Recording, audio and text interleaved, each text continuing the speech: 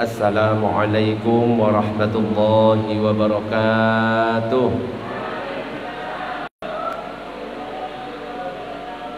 Bismillah walhamdulillah wassalatu wassalamu ala rasulillah Sayyidina Muhammad ibn Abdillah wa ala alihi wa sahbihi wa man walah, la hawla wa la quwata illa billah, amma ba'du. Nawayna ta'alluma wa ta'lim والتذكر والتذكير والنفع والانتفاع والإفادة والاستفادة والحث على تمسك بكتاب الله وسنة رسوله والدعاء إلى الهدى والدلالة على الخير وابتغاء وجه الله مرضاته وقربه وثوابه سبحانه وتعالى إلى حضرة النبي المصطفى محمد صلى الله عليه وسلم. الفاتحة. أعوذ بالله من الشيطان الرجيم. بسم الله الرحمن الرحيم. الحمد لله رب العالمين الرحمن الرحيم مالك يوم الدين إياك نعبد وإياك نستعين اهدنا الصراط المستقيم صراط الذين أنعمت عليهم غير المغضوب عليهم ولا الضالين. Amin. Para jamaah, Bapak Ibu yang dirahmati oleh Allah, alhamdulillah pada kesempatan sore ini, meskipun di luar hujan deras, banjir gitu, di rumah ya banjir, kita masih bisa istiqomah melanjutkan ngaji menjelang buka. Meskipun tim Banjarinya belum muncul ya, nanti mungkin Banjarianya pas azan ya.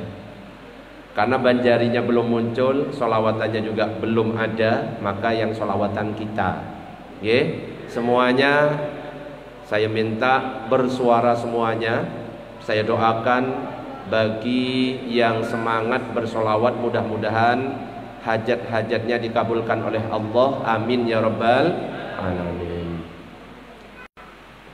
Di dalam kitab Tanqihul Qaul itu dikatakan, man shalla 'alan nabi, siapa yang bersolawat kepada nabi, wa rafa'a sautahu, dan mengangkat suaranya, wajabat lahul jannah, maka wajib baginya surga. Nah, mudah-mudahan kita termasuk yang di dalamnya. Amin ya rabbal alamin. Kita solawatan itu lagu apa ya? Salatullah salamullah ala taha rasulillah. Salatullah salamullah ala yasin habibillah. Yang keras. Salatullah salamullah ala taha rasulillah. Salatullah salamullah ala yasin habibillah. Bulan Ramadan, bulan ampunan, berbanyaklah membaca Quran. Ayo kita istiqomahkan, di alam kubur aman dan nyaman. Salawat, salatullah salamullah ala taha rasulillah. Salatullah salamullah ala yasin habibillah. Hei konco yo padha ngaji, ngaji marang para kiai, kanggo sangu tekani pati. Udan gak udan yo tetep ngaji. Salawat, salatullah salamullah ala taha rasulillah. Salatullah salamullah ala yasin habibillah. Ini masih ada yang jomblo?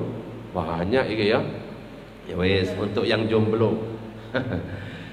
Hei kamu jomblo yang hebat, rajin-rajin baca sholawat, karena berkah baca sholawat jodohmu bisa mendekat. Sholawat, sholatullah, salamullah ala Taha Rasulillah.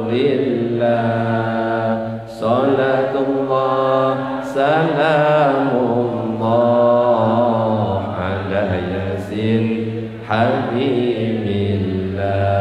Allahumma salli ala Sayyidina Muhammad.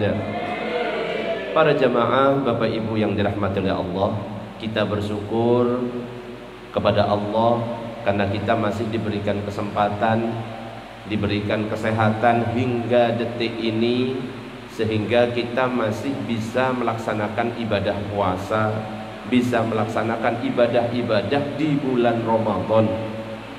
Mudah-mudahan kita dipanjangkan umurnya oleh Allah Subhanahu wa taala. Amin ya rabbal alamin. Dan kita manfaatkan kesempatan yang Allah berikan kepada kita ini untuk memohon ampun kepada Allah. Karena apa? Ramadan itu bulan ampunan. Dan ini kesempatan bagi kita, karena dikit-dikit kita beribadah. Kalau di bulan Ramadan, pasti di belakangnya akan ada ampunan. Contoh, kita berpuasa di bulan Ramadan akan diampuni. Man shoma, diikuti semuanya. Ramadana imanan wahtisaban ghufira lahu ma taqaddama min dzambih. Nah, kita puasa diampuni, kata Nabi. Kita sholat tarawih juga diampuni. Man qama ramadhana imanan wahtisaban ghufira lahu ma taqaddama min dzambih. Juga kita nanti akan menghidupkan malam-malam Lailatul Qadar, akan diampuni juga oleh Allah. Man qama Lailatul Qadri imanan wahtisaban ghufira lahu ma taqaddama min dzambi. Apalagi sebentar lagi ini kita akan masuk 10 malam terakhir. Sekarang ini malam 17, tepatnya nuzulul Quran, hari turunnya Al-Quran. Makanya karena ini hari turunnya Al-Quran, perbanyak membaca Al-Quran. Kalau kita merasa sebagai umat Islam, sebagai muslim dan muslimah yang baik, maka tinggalkan sesuatu yang tidak ada manfaatnya. Makanya dikatakan dalam hadis itu, min husnil islamil mar'i tarkuhu ma la ya'ni. Tanda baiknya Islam seseorang itu adalah meninggalkan hal-hal yang tidak penting. Jadi sibukkan dengan ibadah, sibukkan dengan membaca Al-Quran. Jangan sibuk ya, yang biasa kita lakukan ngerasani wong. Masih ada Bu di bulan Ramadan yang ngerasani orang? Masih ada? Masih. Coba angkat tangan orangnya. Ada? Oh, jangan. Ojo sampai sibuk ngerasani, jangan sampai sibuk ngeribah. Ribah atau ngerasani itu, kalau misalkan ada beberapa kelompok orang, minimal 2, ngomongin seseorang yang gak ada di tempat itu namanya ribah. Dan seandainya orang yang diomongin itu datang dan mendengar, tersinggung, nah itu namanya ribah. Dan orang yang ribah itu ibaratnya makan daging saudara muslim. Bayangkan, menjijikkan. Okay? Apalagi di bulan Ramadan, dilipat-lipat gandakan nanti dosanya. Ribah itu hukumnya apa? Dosa besar. Kalau kita bertaubat, punya dosa salah kepada Allah, itu cukup apa? Cukup taubatan nasuha. Ya ayyuhalladzina amanu tubu ilallahi taubatan nasuha. Hei orang-orang yang beriman, bertaubatlah kamu dengan sebenar-benarnya taubat. Kalau dosa kita kepada Allah, cukup taubat. Taubatnya apa? Berhenti, menyesal, tidak ngulangi. Tapi kalau dosanya sudah hubungannya sesama manusia, di samping 3 ini, berhenti, menyesal, tidak mengulangi, harus minta maaf kepada yang kita buat salah. Berat enggak kira-kira? Ya berat, belum tentu dimaafkan. Allahumma sholli ala sayyidina Muhammad. Jadi harapannya kita berpuasa di bulan Ramadan itu supaya kita nanti di luar Ramadan, nanti di 11 bulan berikutnya kita istiqomah, bisa puasa sunnah. Ada puasa Senin, Kamis, ada lagi puasa Daud. Hari ini puasa, besok tidak. Hari ini puasa, besok tidak. Ada lagi puasa Asyura. Apalagi? Puasa Arafah. Apalagi? Puasa Syawal. Nah ini ibu-ibu, misalkan ada yang lagi mens, lagi datang bulan di bulan Ramadan, gak bisa puasa, nanti bisa langsung ngodoknya di bulan Syawal. Itu langsung dapat double. Dapat kodoknya terbayar, dapat pahala puasa Syawal. Tapi karena satunya wajib, satunya sunnah, cukup niatkan yang wajib Ramadan sekaligus puasa Syawal. Gak boleh, karena satunya wajib, satunya sunnah. Cukup saya kodok bulan Ramadan, saya kodok puasa di bulan Ramadan karena Allah. Itu langsung dapat kebayar, kemudian Syawalnya juga dapat. Nah itu. Jadi kita tujuan berpuasa dilatih oleh Allah biar nanti bisa istiqomah. Nah, gitu juga kita sholat tarawih juga dilatih biar nanti di luar Ramadan bisa apa? Bisa istiqomah sholat malam. Sholat malam itu macam-macam, ada sholat tahajud, ada sholat witir. Kalau sholat tahajud minimal berapa bu? Berapa? Masih ingat? 2. Maksimal berapa? Tidak terbatas. Yang penting lakukan setelah bangun tidur. Beda dengan sholat witir. Kalau sholat witir boleh dilakukan sebelum tidur, boleh dilakukan setelah tidur. Yang paling afdol lakukan setelah tidur. Minimal kalau sholat witir berapa rakaat? 1. Maksimal berapa? 11. Nah, diharapkan kita istiqomah nanti di luar Ramadan. Jangan sampai sudah selesai Ramadannya wis balik lagi, nggak pernah sholat, nggak pernah ke masjid, ya itu repot nanti. Allahumma sholli ala sayyidina Muhammad. Makanya dalam kitab Hasiyah Al-Bujairami itu dikatakan wa ramadhanah li ramdiz dzunubi fihi. Dinamakan Ramadan itu karena di bulan itu untuk membakar dosa. Li'annahu yurmidudz dzunuba ay yuhrikuha, karena pada bulan itu dosa-dosa itu pada dibakar semuanya. Makanya manfaatkan kesempatan. Kalau misalkan antara satu tetangga dengan tetangga yang lain belum akur, wis maaf-maafan saja. Yang ngalah duluan itu pahalanya besar. Oke? Nggak usah, wis saya nggak salah, jangan ya. Besok mati terus dituntut, repot nanti. Allahumma sholli ala sayyidina Muhammad. Juga yang harus kita perhatikan, harus ikhlas ketika ibadah. Okay? Kalau ibadah nggak usah pamer, nyumbang sesuatu dipamerkan ke jamaah yang lain. Iki loh, saya nyumbang. Kalau nggak ada saya, Masjid Nurul Iman ini nggak jalan. Oh jangan, pahalanya habis kalau kayak gitu. Ya, ikhlas itu syarat diterimanya amal. Lawannya ikhlas itu pamer atau riya. Ada sebuah cerita. Okay? Ada orang namanya Umar, satunya Ali. Kalau yang Ali ini orangnya ikhlas tanpa pamrih, ya, ikhlas banget. Suatu ketika Ali ini jalan-jalan di pasar, ngelihat singkong, ada singkong, langsung teringat kiainya. Wah enak ini, tak belikan untuk kiai. Beli singkong. Terus datang ke rumahnya kiai. Assalamualaikum. Waalaikumsalam. Oh kamu Ali, ada apa? Ada apa? Kebetulan saya tadi mampir di pasar, kok ngelihat singkong, teringat Pak Kiai, ini buat Pak Kiai. Nah, saya pamit Pak Kiai. Oh sebentar Ali, jangan pulang dulu, tunggu sebentar. Akhirnya Pak Kiainya ngomong ke istrinya, Umi di belakang ada apa? Tolong bawakan untuk Ali. Ada kambing. Nah, akhirnya apa? Dikasih kambing. Jadi Ali ngasih singkong, dapat kambing. Dibawa kambingnya, itu dibawa. Di tengah perjalanan ketemu Umar. Umar ini orangnya nyari untung terus. Pokoknya kalau rugi gak mau, ya. Pamrih orangnya. Jiwa dagangnya tinggi, jiwa bisnisnya tinggi. ketemu sama Ali. Loh, Ali kamu dapat dari mana kambing itu? No tadi saya dapat dari Pak Kiai. Loh kok bisa? Saya habis dari pasar beli singkong, tak kasih Pak Kiai, dikasih kambing. Wah, langsung muncul. Kalau ngasih duren ini, nah ya pasti dikasih sapi ya. Akhirnya mampir, gak ikhlas sudah, pikirannya macam-macam nyari untung. Akhirnya mampir ke pasar beli duren banyak. Dibawa ke rumahnya Pak Kiai. Assalamualaikum. Waalaikumsalam warahmatullah. Ya, kamu Umar, ada apa? Ini kebetulan tadi lewat pasar dan lihat duren. Saya teringat Pak Kiai. Nah, wes niatnya beda. Ngarep apa? Sapi. Kebetulan ngelihat duren ingat Pak Kiai. Ini buat Pak Kiai. Nah, akhirnya apa? Oh iya makasih.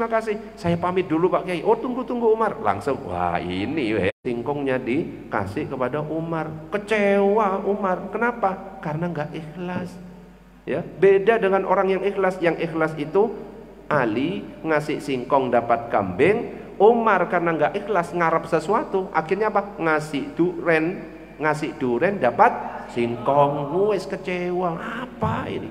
Karena apa? Tidak ikhlas. Makanya ibu-ibu, bapak-bapak kalau beribadah bantu-bantu musola, masjid dan lain sebagainya, nyumbang sesuatu, jaga keikhlasannya. Allah nanti yang akan balas. Orang ikhlas itu nggak terpengaruh kanan kiri. Orang sebelah kanan memuji, nggak besar kepala. Orang yang sebelah kiri mencela, tidak minder. Wis pokoknya pede. Saya melakukannya karena Allah. Makanya kan dikisahkan lagi, ada bapak dan anak ingin jual keledai. Bapak dan anak ingin jual keledai. Pertama bapaknya naik keledai, anaknya nuntun. Faham maksudnya? Bisa bayangkan, dituntun sama anaknya. Bapaknya di atas keledai. Nyampe di suatu tempat, ada gerombolan orang ngomongin, bapak gak tahu diri, anaknya disuruh jalan, bapaknya enak-enak di atas keledai. Dengar, karena terpengaruh, ya wis lah tuker aja, kamu sing naik. Akhirnya anaknya disuruh naik di atas keledai, bapaknya nuntun. Nah ini karena terpengaruh omongan orang. Harusnya nggak usah terpengaruh. Terus jalan lagi, nyampe di suatu desa lagi, diomongin lagi. Anak gak tahu diri, bapaknya disuruh jalan, anaknya enak-enak naik keledai. Bingung, akhirnya dua-duanya naik ya. Bapak sama anak naik keledai, wis naik bareng naik. Sampai di tengah jalan lagi, ketemu kelompok orang lagi. Anak sama bapak gak punya peri kehewanan, gak ngerti dah keledai itu kecil. Gak kasihan, bingung lagi. Waduh ini enaknya gimana? Wes gak usah naik turun naik, tuntunan naik. Ya akhirnya bapak sama anak sama-sama nuntun. Nyampe di tempat diomongin lagi. Bapak sama anak sama-sama goblok, punya binatang kok gak dinaikin loh. Akhirnya karena bingung, akhirnya ya wes lah, keledainya kita angkat aja bareng-bareng. Lah kan gak enak, kenapa? Terpengaruh kanan kiri. Bapak ibu kalau misalkan beramal, gak usah terpengaruh, Misalkan dibilang, walah itu cuma pengen dipuji, biarkan.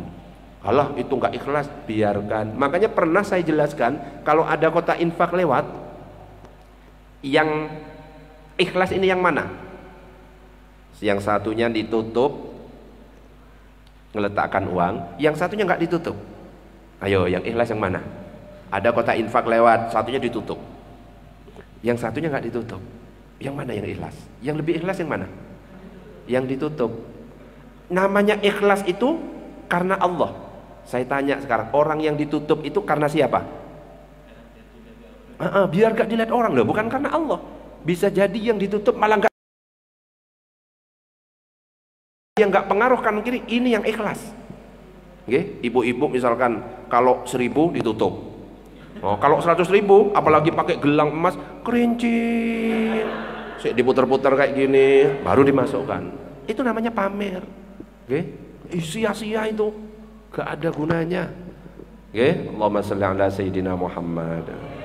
Ada dah yang biasanya pamer gelang-gelang gini itu, ada banyak. Mana orangnya, tunjuk. Di pasar misalkan nawar kerincing ini ya kan. Gak usah kayak gitu, biarkan aja ya. Gak usah dipamer-pamerkan, nanti malah menimbulkan kejahatan ya Pak Sugeng ya. Allahumma sholli ala sayyidina Muhammad.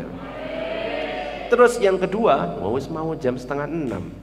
Saya soalnya ngisi di Cemengkalang kemarin itu kan itu Ustaz Sugeng, masih nutut gitu loh. Padahal wis tak tolak. Ini ngisi di Cemengkalang. Cemengkalang itu Lipo, tahu daerah Lipo? Itu kalau banjir, hujan, macet 1 jam. Ini habis macet 1 jam. Apalagi di situ itu rawan banjir. Hujan dikit kayak gini paling wis sak perut paling ya. Nah, yang kedua, sekarang ini malam nuzulul Quran nanti itu, malam turunnya Al-Quran. Jadi Al-Quran ini turunnya ternyata 2 periode. Jadi bukan pemilihan presiden saja yang bisa jadi 2 periode. Al-Quran turun 2 kali. Yang pertama turunnya itu di bulan Ramadan, tapi tidak diketahui tanggalnya, tidak diketahui tahunnya, turun langsung 30 juz. 30 juz langsung turun, blok.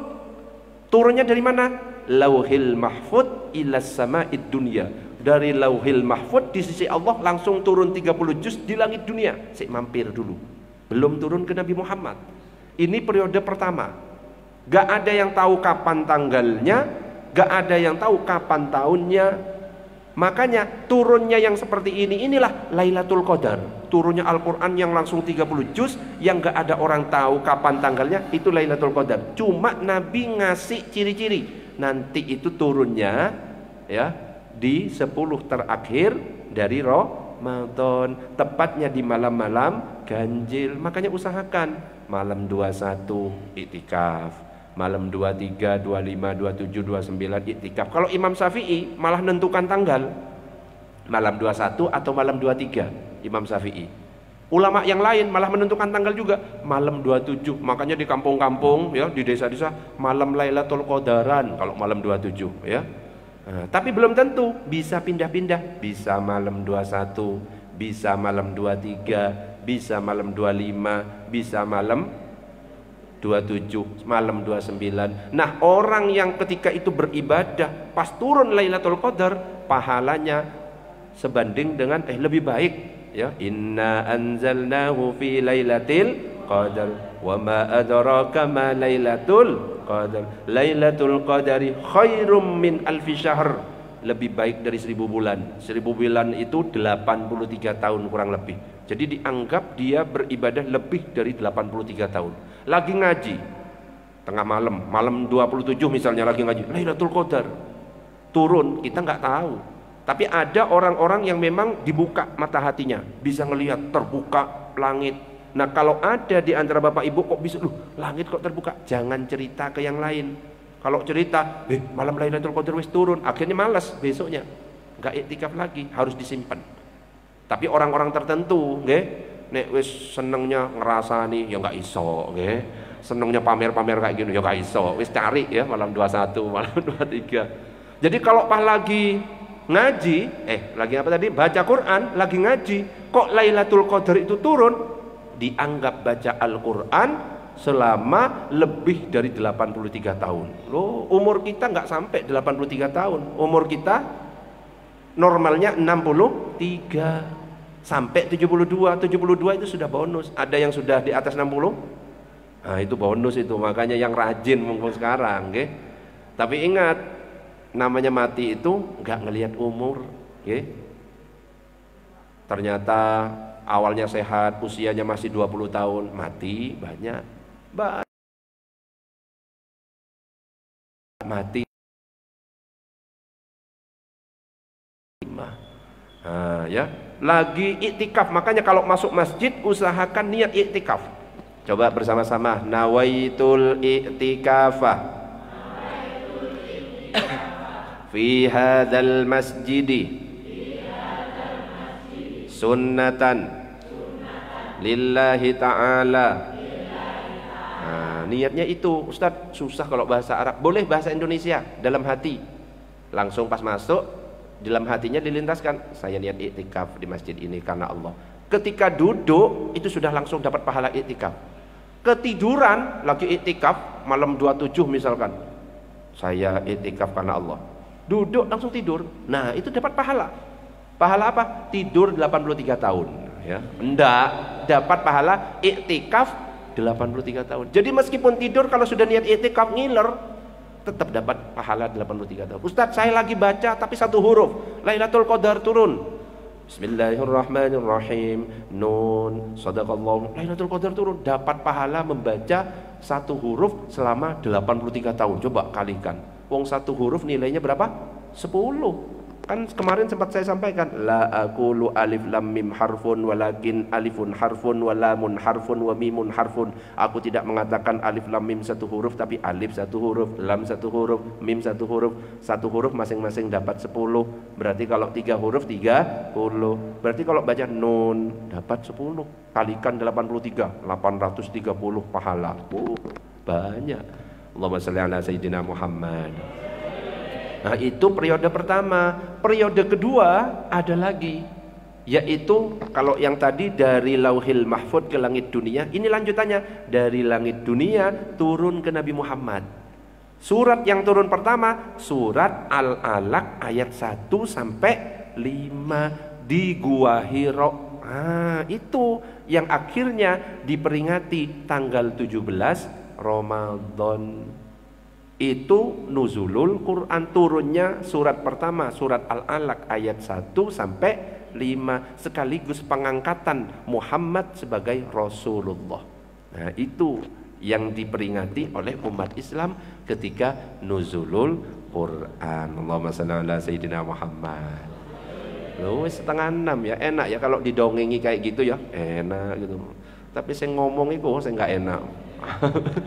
Mulut panas gitu loh. Makanya ayo perbanyak baca Al-Quran. Kita contoh misalkan ada Al-Aswad bin Yazid. Itu Al-Aswad bin Yazid setiap 2 hari hatam Quran. Berarti kalau 1 bulan hatamnya berapa kali? 15. Ada lagi namanya Qatadah. Biasanya kalau ngatamkan Quran setiap 7 hari hatam. Tapi ketika masuk bulan Ramadan berubah, setiap 3 hari hatam. Tapi ketika masuk 10 malam terakhir 1 kali hatam setiap hari. Wah, itu. Ada lagi yang lebih keren lagi, Imam Syafi'i hatam sehari 2 kali. Makanya 1 bulan Ramadan itu hatam 60 kali, dan hatamnya ketika sholat. Coba bayangkan sholatnya begitu lama. Makanya kalau Nabi sholat 2 rakaat kakinya sampai bengkak. Ya, nggak kayak di Nurul Iman ya, masjid-masjid yang lain Bismillahirrahmanirrahim, amin. Wah, kan gitu ya, repot ya. Tapi nggak apa-apa, sing penting masih sholat ya. Memang harus menyesuaikan. Ustadz Sugeng imami nggak boleh lama-lama karena hafal Quran misalkan, terus baca surat di rakaat pertama Al-Baqarah ya, di rakaat kedua An-Nisa ya, besok sepi masjidnya, disesuaikan. Kalau model-model kayak ibu-ibu, bapak-bapak, wis bacanya Al-Ikhlas, cocok bu? Cocok, malah seneng. Wih, iki imami mantep iki ya. Patas iki. Wis langsung viral. Wis kalau iki imami kita ikut. Nek ono sing lambat sedikit, iki wis nyari masjid lain ya. Itu. Ya masukkan ya. Mudah-mudahan semuanya istiqomah, amin ya rabbal alamin. Karena sudah jam 5:30 saya mau lanjut ya Bu ya, biar nggak telat. Soalnya perjalanannya macet di Pasar Sukodono, di Cemenggalang takutnya banjir. Juga buka di tengah jalan nanti saya soalnya. Mudah-mudahan sedikit yang saya sampaikan bermanfaat. Kita tutup dengan doa kafaratul majlis. Subhanakallahumma wa bihamdika asyhadu an la ilaha illa anta astaghfiruka wa atubu ilaik. Demikian, assalamualaikum warahmatullahi wabarakatuh. Cukup ya.